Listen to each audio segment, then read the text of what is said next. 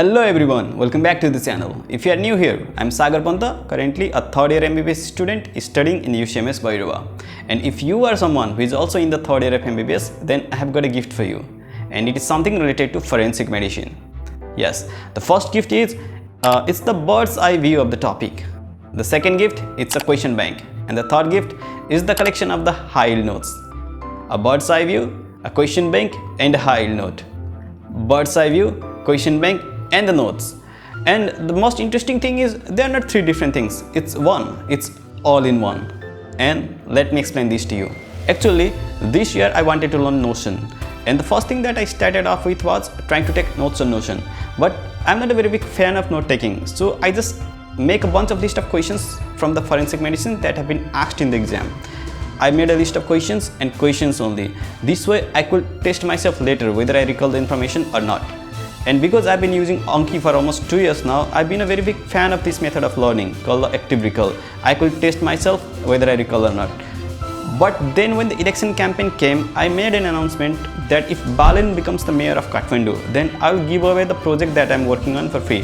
And this is one of the projects that I was working on. I was making this for myself, but then I decided to give it to you as well. So after I made that announcement, I thought I should be writing the answers as well, because there is no point in writing questions only. But the answer will remain hidden and it will only be shown when we ask it to show, when you click the button. So let me show this to you.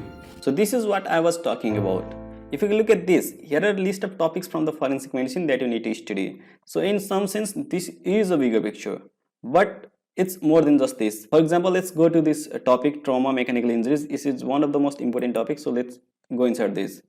If you go here, there are a lot of things to study in mechanical injuries, right? Trauma. But if you look at the bigger picture, there are just 7 to 8 things that you need to study. Injuries, mechanical injuries, ballistic, head injuries, transportation injury, thermal injuries, electrocution and lighting, torture and starvation. This may not look like a lot, but if you can make a bigger picture, then it helps you understand the topic really well. This is also called scoping the subject.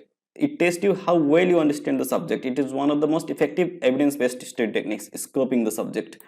So this is one way. So that's a bigger picture for every topic. Like if you go to forensic psychiatry, there are questions from insanity and there are miscellaneous topics like hallucination, delusion, illusions, these sort of structures, right? From every topic, there are a bigger picture. Like if you go to asphyxia, there are a lot of topics to study in asphyxia, but the four main things are hanging, strangulation, suffocation and drowning. That's all that there is. Traumatic asphyxia is also a type of suffocation, right?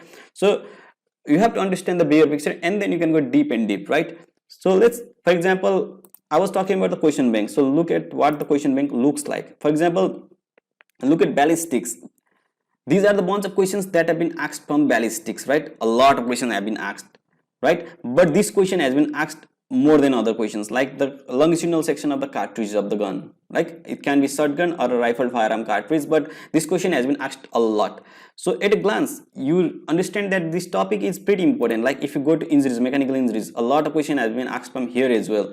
If you go to head injuries, a lot of questions have been asked from here as well. Transportation injuries, these are the list of questions that have already been asked, right? So this is a question bank for you. So if you just go through questions in the order, it helps you understand the lesson really well, because I have arranged the questions in a particular order that will be given in a book if this was a textbook, right?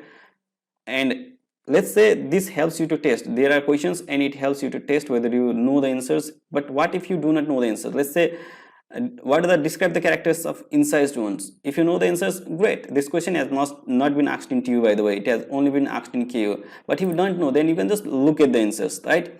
So I have written about the incised wound and the characters of incised wound, but you may not see the what are the characters of incised wound here. That is because, and it has already been answered somewhere above. So this is a link actually. If I just click here, it just takes you to this difference between incised wound and lacerated wound that has already been asked in TU multiple times, right? So if you look at the incised wound here, then here are the characteristics of the incised wound itself.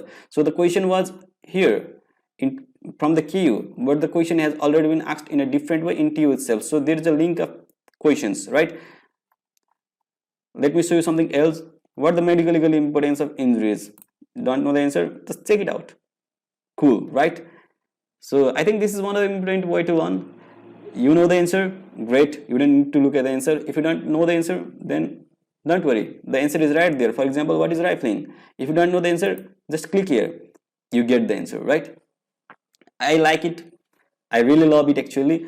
And if you want to use it, use it. I'll share the link in the description. But one thing I want to say, that this is not a complete resource. This is actually just the answers of the questions that have already been asked. And there may be new questions, and there may not be the answers to those questions here. So don't depend on this. In fact, I ask you not to look at the answers from here, but you can use it as a question bank if you wish, but don't look at the answers. Use your own notes or use the textbook to study, right? And I have not I have not started identification and toxicology yet. I guess I'll be doing identification in Notion, but I won't be doing that for toxicology. And toxicology is a huge topic, and I don't think I have enough time remain now. So I want you to study toxicology by yourself. And thank you.